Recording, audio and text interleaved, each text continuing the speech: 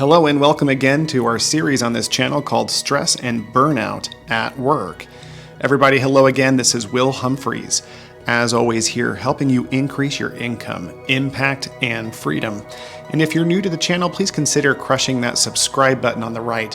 That makes it possible for me to make videos like these for you. Today we continue with episode 6, the Stress and Burnout Cure, part 2.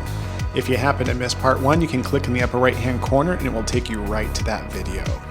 In order to find peace at work, it is essential that we look at the foundation upon which we sit that is created every day through our routines.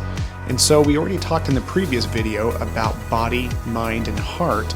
Today we're going to be focusing on alignment. First, we need to discuss what it looks like to be aligned. An aligned relationship is when you and the company both have a win-win relationship.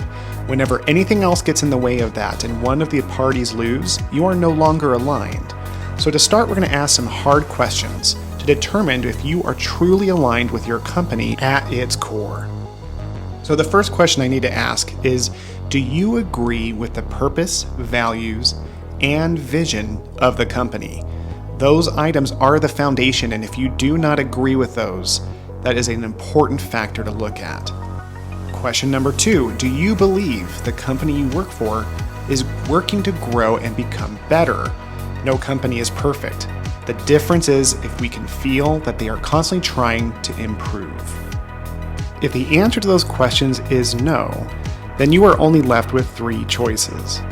Learn to like it, choose to hate it and learn to live with it, or make a change. Learning to like it could be as simple as finding out more about the company and understanding more around their purposes.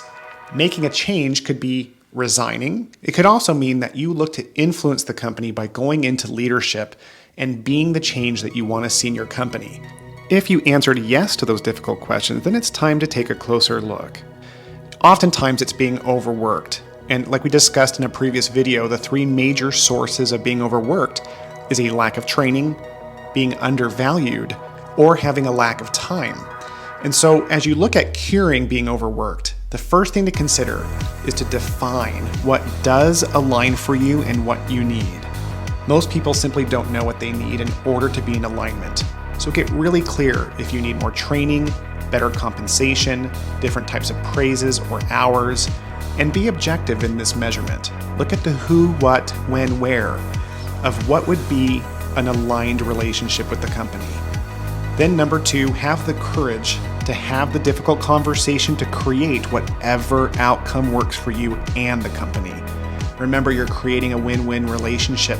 So when you get clear as to what works for you, you will be empowered to have the discussion as long as you believe in yourself to actually have that discussion. If, however, you feel aligned with the purpose, vision, and values of your company, and you don't feel that you're overworked, then your stress and burnout may be coming from 3 remaining causes of misalignment, which are management. That would be a personal relationship with your direct report, someone who either micromanages or doesn't support you. Your culture, which would be the team environment, whether people talk badly about each other behind their backs, whether or not you feel a part of that team. And lastly, the industry. You may no longer be in a position where the thing you want to do fits within the box of your industry. And so with all 3 of these issues, the first step is to take a look inward. Is there something that I am doing or not doing that is adding to this problem? As you analyze that relationship, you'll see that you are in fact influencing all 3 of those concerns, even if the other person is the majority shareholder of the problem that you're experiencing.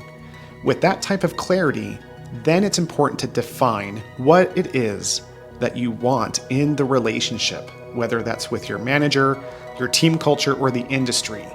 Getting super clear on the who, what, when, where is going to empower you again to decide to have the difficult conversations with clarity. And remember, clarity is always power. Now, after you've had those discussions, if things do not change, you are left with the 3 choices again. To learn to like it, to choose to hate it and live with it, or make a change.